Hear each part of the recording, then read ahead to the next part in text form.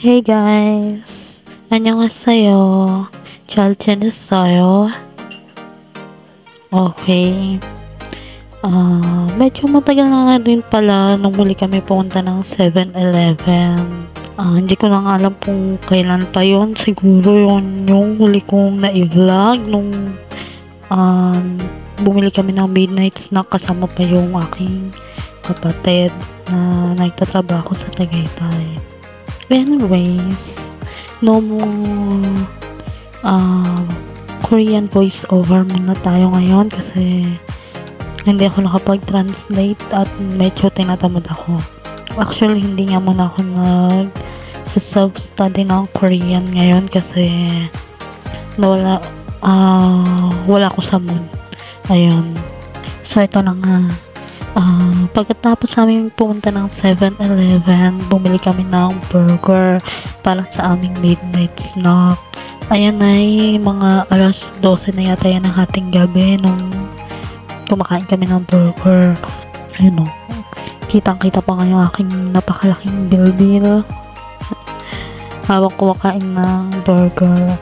Pag kumakain ako ng burger ay inuuna ko muna yung tinapay tapos huli yung palaman. Ayan, at bumili rin kami ng RC. Kahit lalo ko sa pag-inom ng soft drinks ay napainom ako niyan. Kasi bihira lang naman, hindi naman lagi. Kailangan din kasi yung maglaylo sa pag-inom ng mga soft drinks kasi nga kung gusto kong pumayat, kailangan ay hindi laging uminom ng soft drinks at hindi laging mag-midnight snack. Diyos ko, matutuloy na lang talaga yung kumain pa Tapos ng burger chicheria naman, talaga naman. Yun si ate. At talaga nabatukan pa nga, ang galing.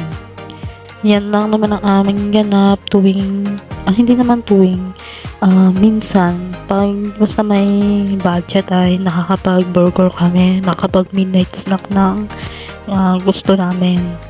Pero kapag wala, syempre, no midnight snack. Yan, may dalawang pusa pa kang nag-aabang ng pagkain. Pero pag binibigyan naman, hindi naman kinakain. Talagang abang lang sila, akala nila ay magugustuhan nila yung kinakain namin. So, yun lang guys. Maraming salamat and God bless. Annyeonghaseyo.